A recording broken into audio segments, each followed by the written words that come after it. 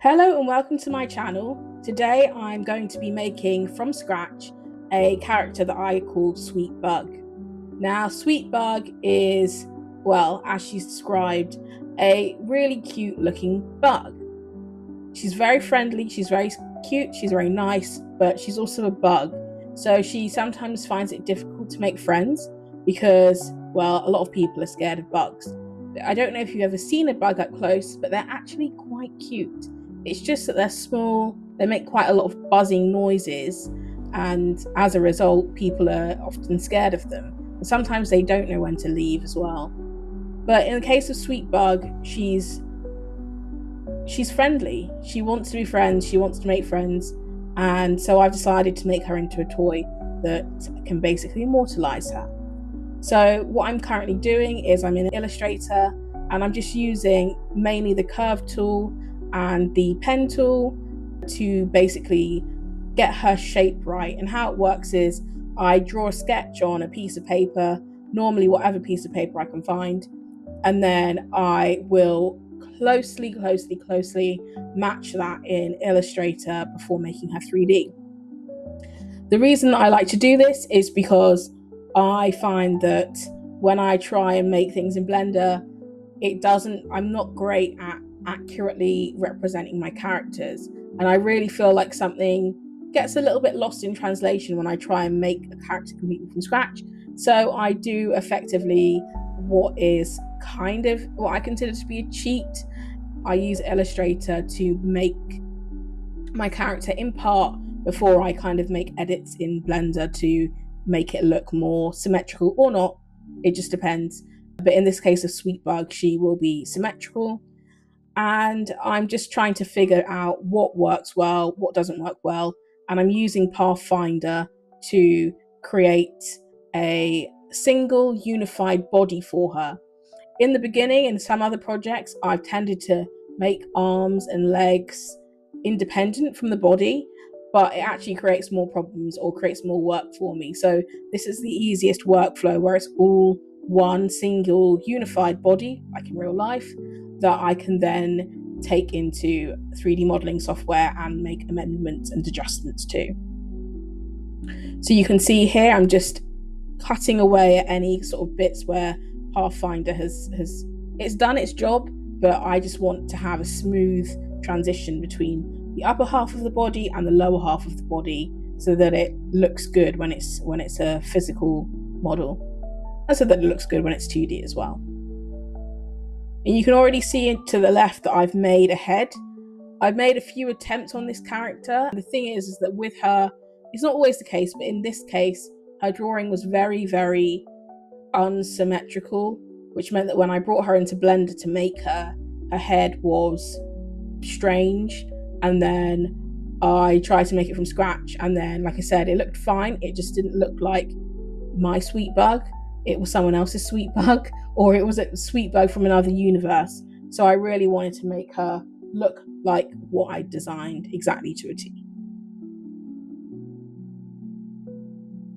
And then here I'm just connecting the arms to the body. So I've already done the legs. So it's just the arms. And you can see that it's not symmetrical at all. So I'm just rotating it so that I can get a better symmetry result when I do bring her into Blender.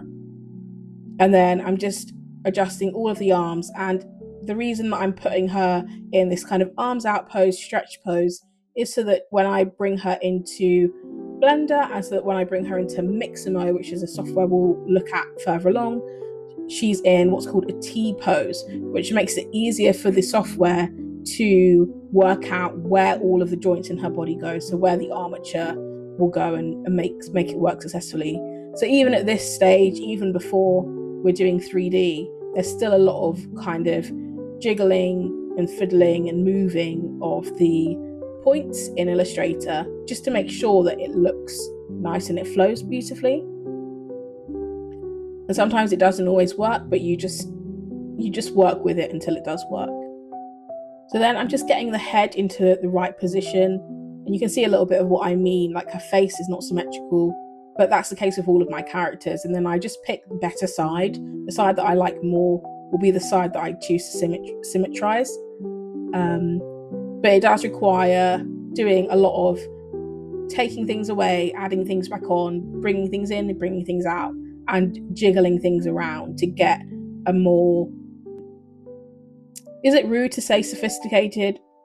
I'll say sophisticated, because most of my drawings, they're just roughs, and I don't spend loads of time making iterations. I don't spend loads of time making variants. It's just, I draw, pages worth of stuff or stuff on scraps. And if I happen to like it, I'll rip a piece of paper off, or I'll just take a piece of paper with me and I keep the bits of the drawing that I like, scan it in, and then I just work with that very rough pencil or pen sketch that I've made.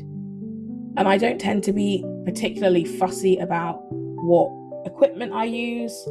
I do prefer sort of fine liners or 2B pencils, but again, I'm not super precious, because I know my final output is largely going to be something 3D.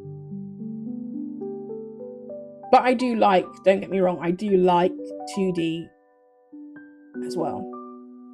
I started my kind of career as an illustrator, and the idea of 3D things always super overwhelmed me.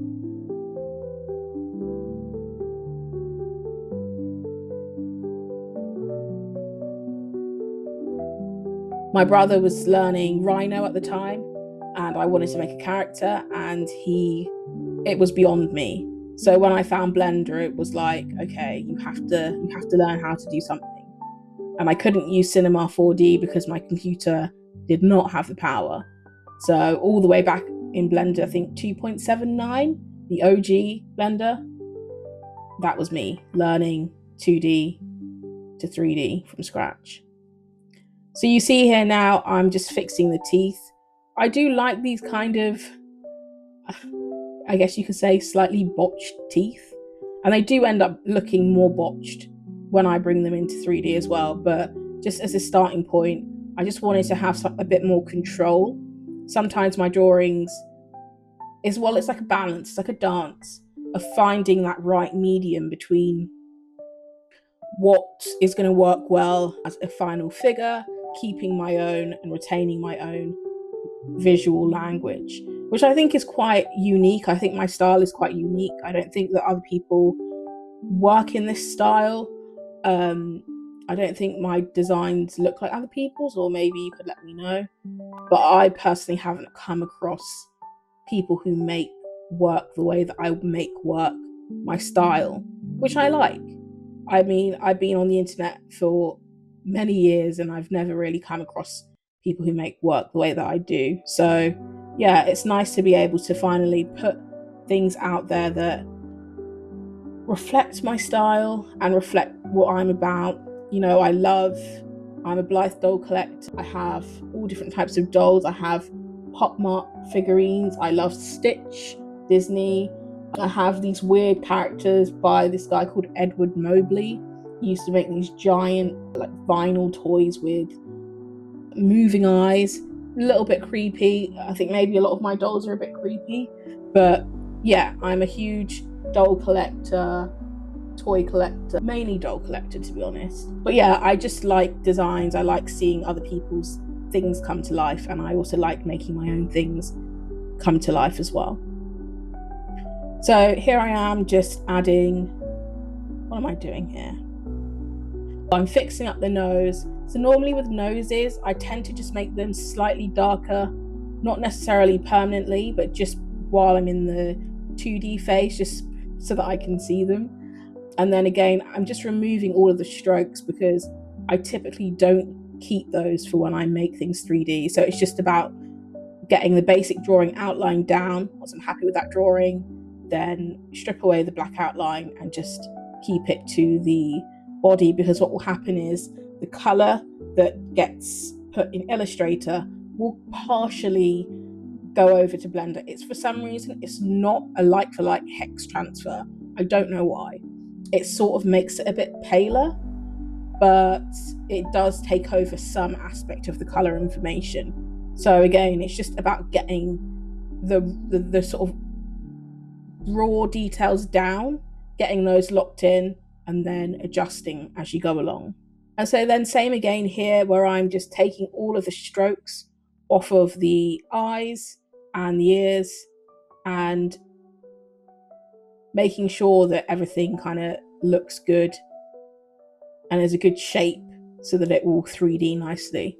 Did I just use 3D as a verb? Is it a verb?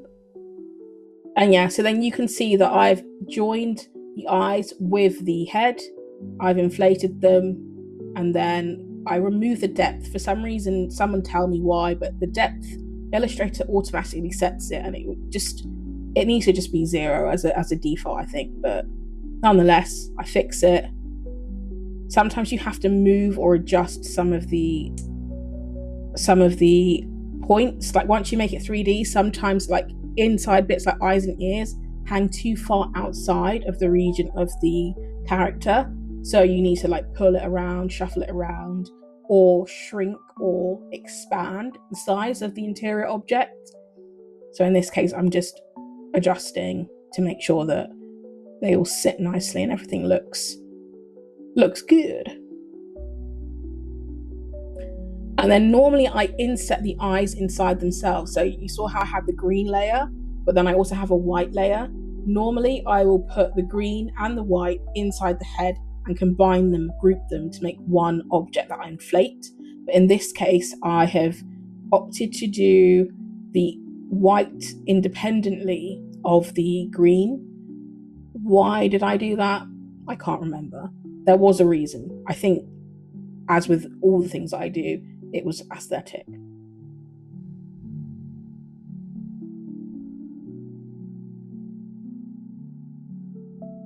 So then here you can see that I'm just inflating the eyes, like I mentioned, but they live independently. They're not attached to the rest of the eye or to the head. And then I'm just scaling them a bit so that they look and sit slightly more flush within the eye, but also so that you can see the green on the outside, so that it's not all white with a smattering of green. Yeah, they're supposed to sit comfortably within that shape. And you can just see again and again, I'm just tinkering, tweaking, trying to get everything to look and feel how I want it to look and feel. 3D and 2D, so different. And so sometimes it can be quite frustrating when how something looks in 2D and how you envisioned it doesn't translate well for whatever reason because of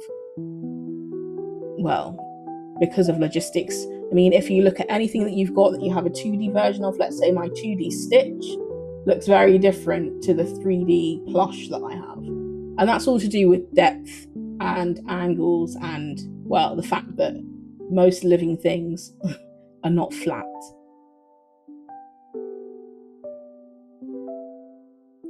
So I'm just adding the nose in, and again, just adjusting its location, bringing the teeth up just so that they're not hanging off the chin as much. But still trying to keep the language the same, still trying to keep the rhythm the same as what we've already got. And I think I do a good job here, just saying. Okay, so now onto the body, and it's really simple, just an inflate tool, taking out the depth and inflating both sides. What this does is it means that the front looks like the back. If you don't inflate both sides, the back is completely flat, which is fine. It just doesn't work for a body.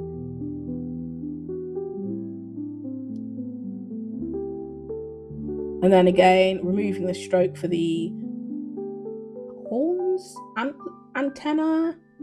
What are they called? I don't know.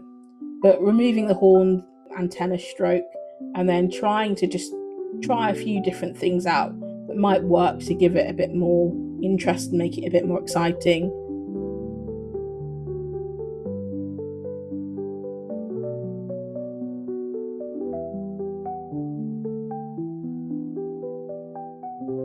And then just bringing it forward so that the antenna ear aerial thing, what are they called? They have a name. Let's just keep it antenna. Has some kind of depth, but is also positioned nicely at the front of the head so that, they can navigate around. Must be antenna.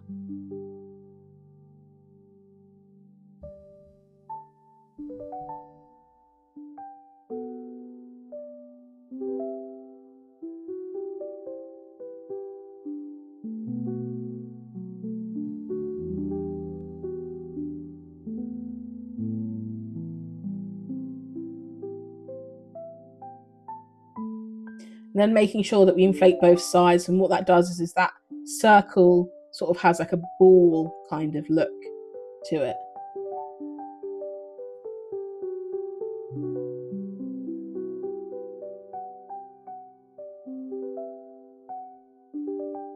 And it's okay if when you're making things, designing things, you just spend that time making sure that things look right, but never be afraid to just try different things out as well and see where that gets you, because you can always surprise yourself. And then for the wings, the process here, I'm just trying to figure out the sizing because I want them to be at least partially visible at the back. So I'm thinking about how I might scale up the shape.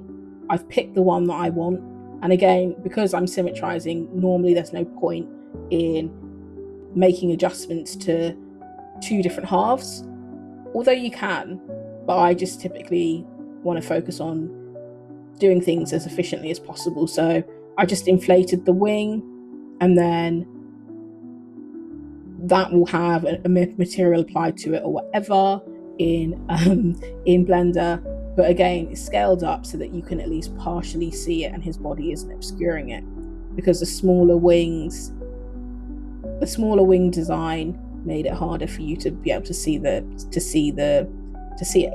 from the front. Yeah, and then I've just duplicated it. And again, it's all very sort of rough and ready. Well, this is slightly less rough and ready, but it's not fully symmetrical yet. You're just creating the build, the shape, and going from there.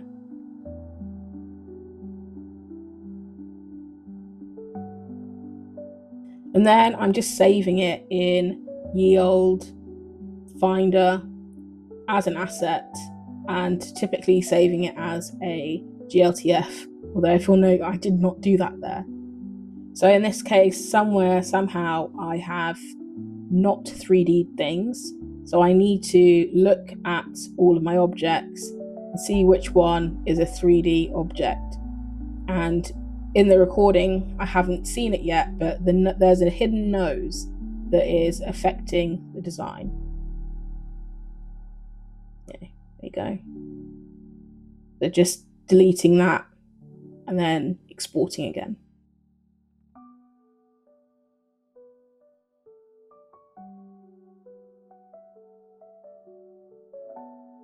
So in Blender, you can see this was the old boy that I made. I like it, actually. Oh no, I like it. It's actually quite cute. Okay, well, whatever. Alright, so there's my sweet bug. I don't know why, but for some reason, when I bring things into Blender, I scale it up by 10. Or at least as far as my toy characters are concerned. You can see that, he's cute. I waste no time symmetrizing him to get his body looking right, but I decide for some reason that I want the legs that bend in versus the legs that bend out. And yeah, he's kind of chonk, so just giving him a bit more of a skinny body, still keeping a little puff, but making sure that he isn't totally out there. And just playing around with the body a bit so his little belly sticks out. I mean, most bugs have a little bit of volume to them, so it's nice to kind of stay true to the feel of a character. And then this process is kind of sloggy, but effectively I'm just positioning things in place to make sure that they are in place. I realize here that I need a back for the wings. This is a common thing that I forget to do, but basically if you join two shapes in Illustrator and you inflate them, they go all the way through to the back. That's not a fault, it's just what it does. So what it means is that I have to then make the back.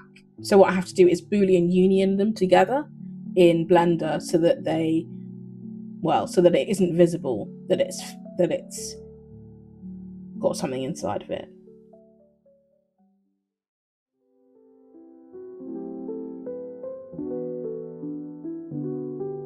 So what I have to do is inflate the wing, export the selection, and then bring the wings in as a new GLTF. Bring those into Blender, import it, scale it by 10, swirl it round, and then we've got the back for the wings. I did make these puffy because I thought that it looked quite nice, but it was like a cute little detail to have puffy wings. Normally wings are kind of flat. I remember once someone dressed me up as an angel, and they bought me some wings, and they were like child size. They were for like a 6-year-old, and it was so stressful because there wasn't enough elastic. I don't know why I've told that, but anyway, wings. Yeah. So then I'm just getting them into alignment in Blender. So normally using X, because that's the axis, the red axis is an X axis, making sure that they are aligned perfectly on that so that they can be Boolean unioned together. And then you can see that it makes those two objects become one, or in this case, not so much, and you need to tinker with it to get it to work correctly. There we go. All right. At this point, what I should have done is I should have just mirrored the wing that's on the other side instead of trying to fight the Blender. But sometimes when you're in the flow and you're working, it's really easy to forget basic things that you have long known, and it just is what it is.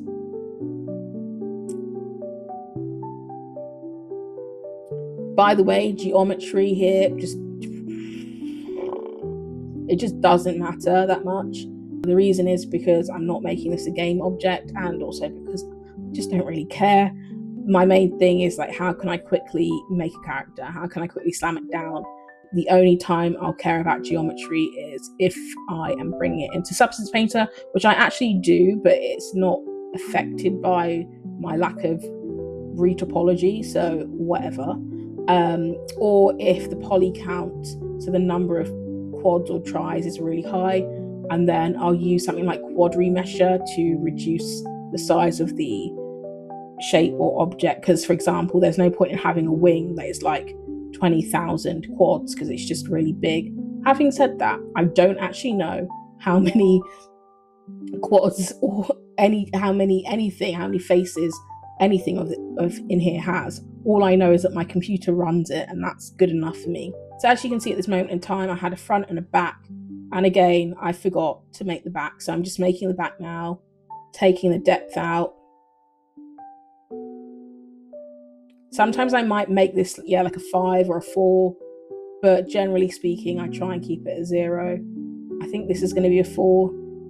Oh, it's a 5, just to make it a bit puffy. And then I just need to export this out to be used for the back of the head. Oh, I changed my mind. It's 0. Okay.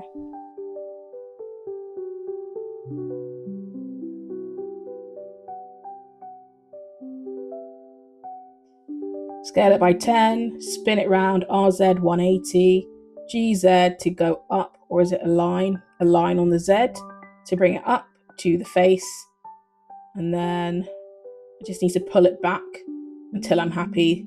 There's no science to it. If there is, I don't know what the science is.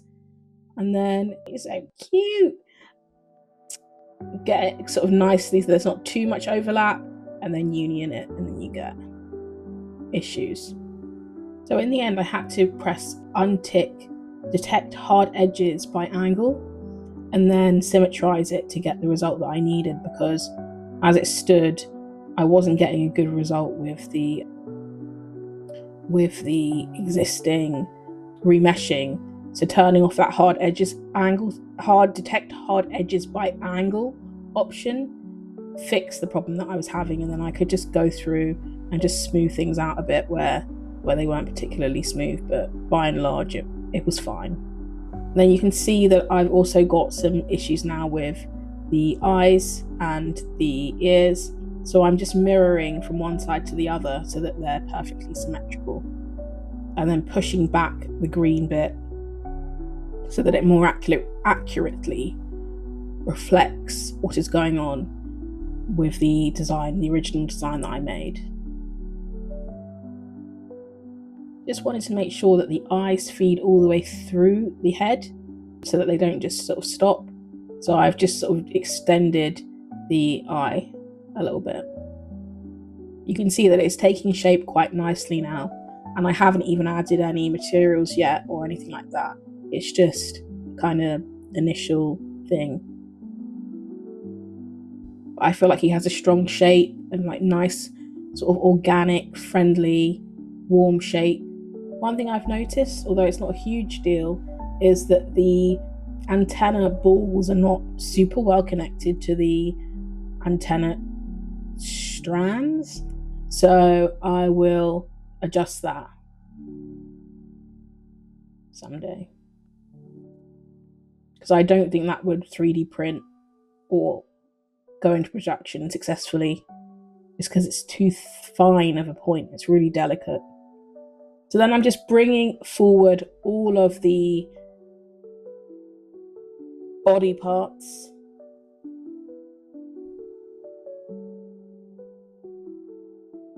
All of those body parts were hidden inside of the mesh of the face.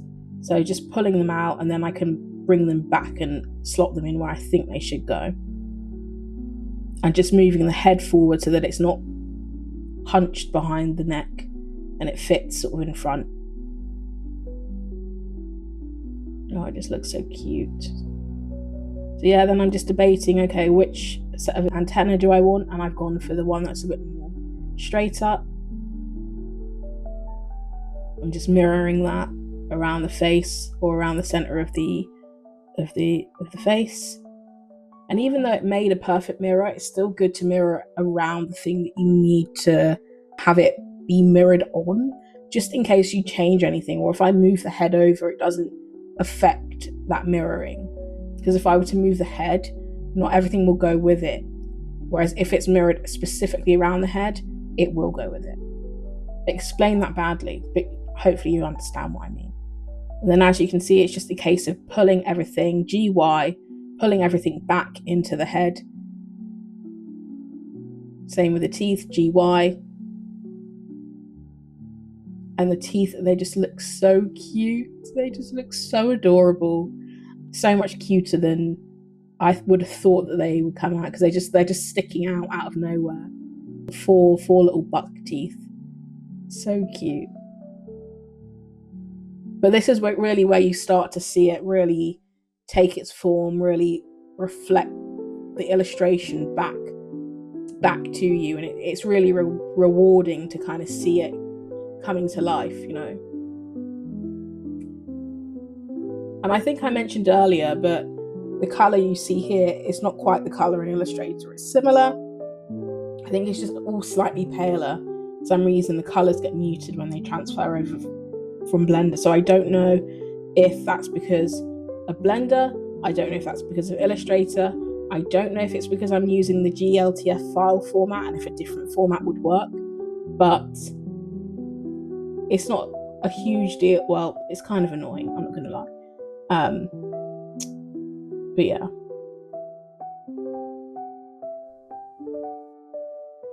And then it's just a case of just tweaking things a little bit, making sure things are kind of positioned exactly how you want them to be positioned and you're happy with what you've got.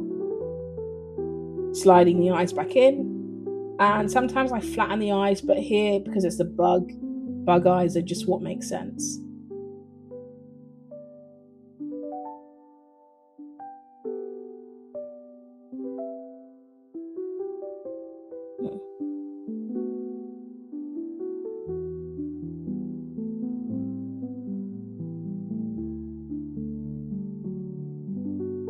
And it's just making sure that I like the kind of shapes of everything, the things that I want to stick in, things I want to stick out, and that everything sort of is aligned how I want it to be aligned.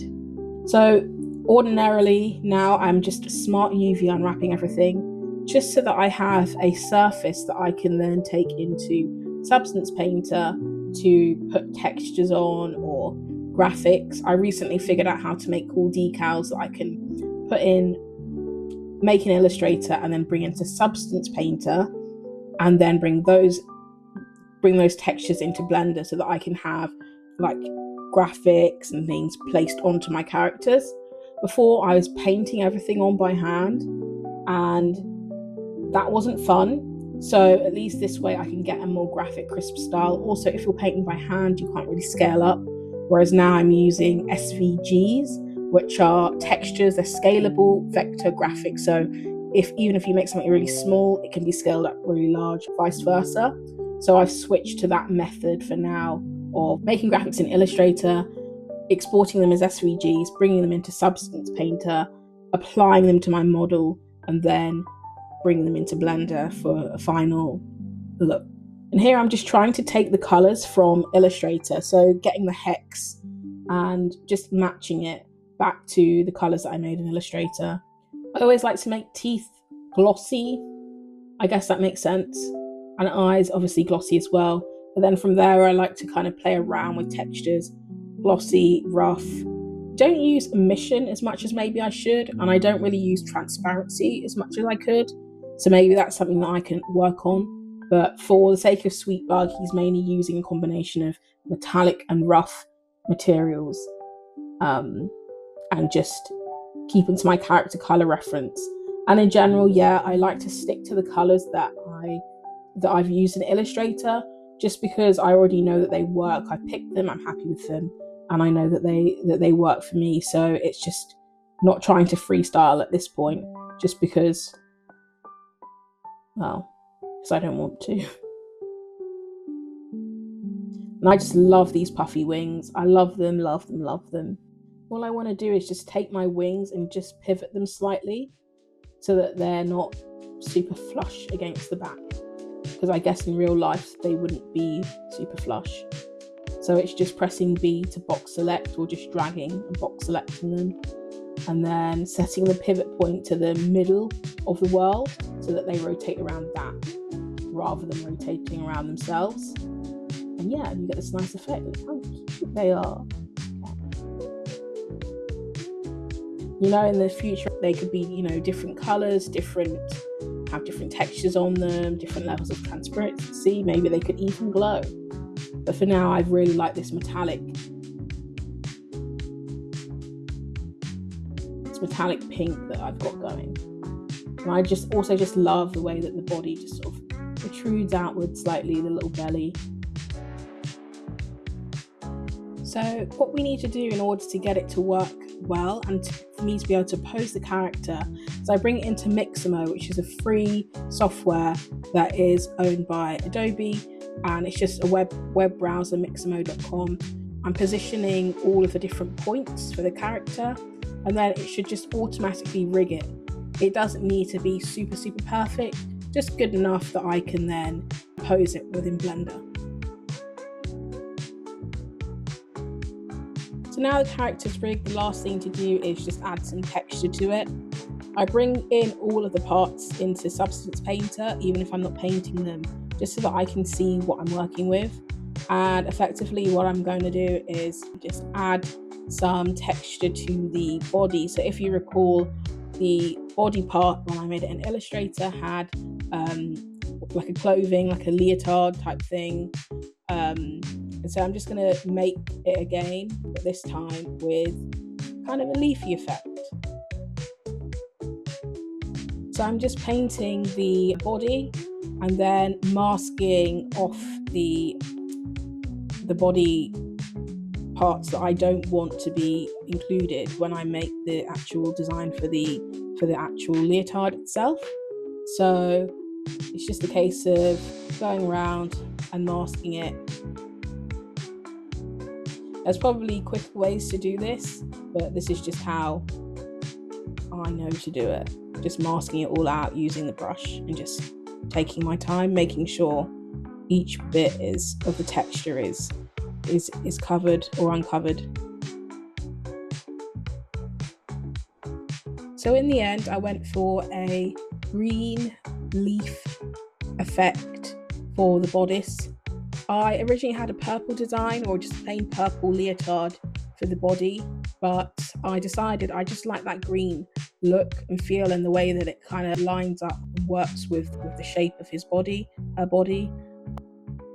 And I also just like the stripes, because it in my original drawing I had stripes as well, so I wanted it to feel and capture that feel of the original drawing. And then here I am, I'm just putting colors in just to double check that it all kind of looks and feels like how it should. Bringing the hex codes in from Illustrator as well, and then just playing around with the colors to make sure that everything looks great before I export it and bring it into Blender.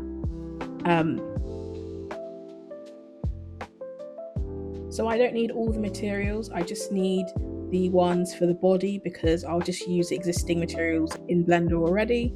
So I'll go back to Blender now, and you can see the final render for this project.